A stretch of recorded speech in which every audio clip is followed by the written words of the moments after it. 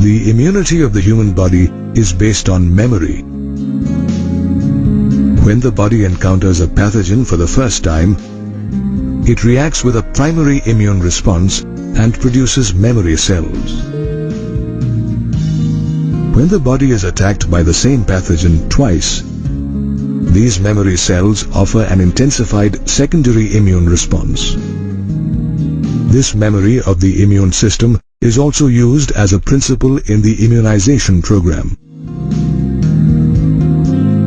A preparation of antigenic proteins of pathogens or an inactive or weakened pathogen is introduced into the body as a vaccine. The antibodies produced in the body against these pathogens are then able to neutralize the pathogens during an actual infection.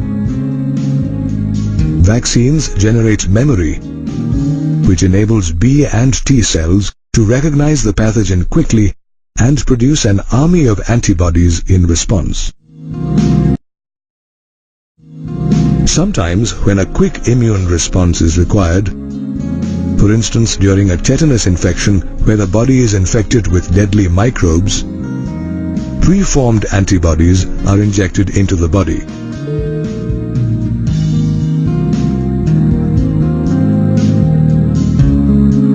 It's the same with snake bites, where patients are injected with preformed antibodies or an antitoxin, which is a preparation of antibodies against the snake venom. This type of immunization, involving preformed antibodies, is called passive immunization. New technologies like recombinant DNA technology have made the large-scale production of antigenic polypeptides of pathogens from yeast or bacteria possible. The hepatitis B vaccine is produced in a similar manner from yeast. In higher vertebrates, like human beings, memory-based acquired immunity is so evolved that they can differentiate foreign organisms such as pathogens from self cells.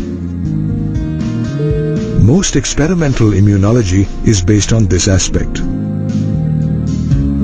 In addition, sometimes due to genetic or other unknown reasons, the body attacks itself or self cells. This attack damages the body and is called an autoimmune response.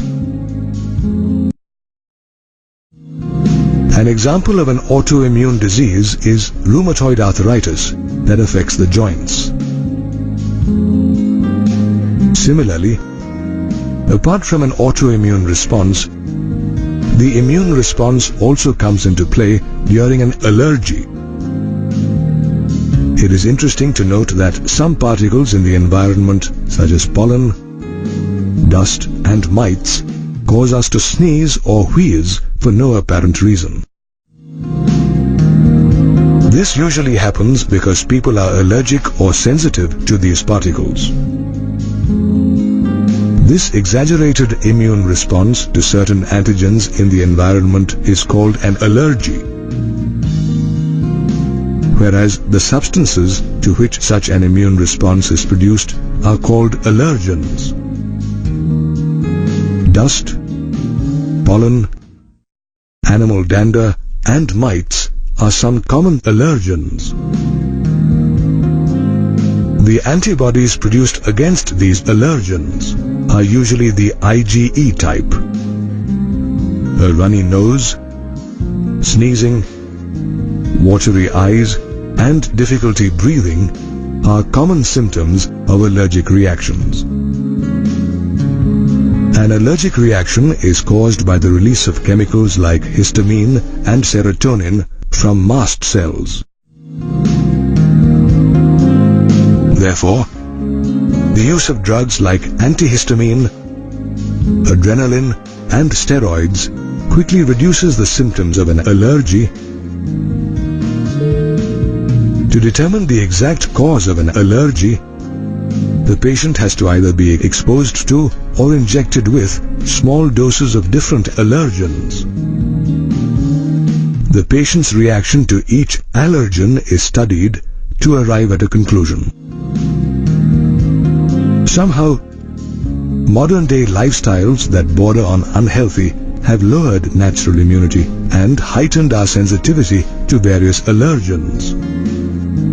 Moreover, a protected early childhood doesn't prepare the human body for the vagaries of the environment in a metro city. Therefore, even though our environment is continually getting polluted and we are exposed to thousands of antigens every day, it is a combination of the body's immunity and a vaccination program based on immunization principles that help us combat infections and diseases.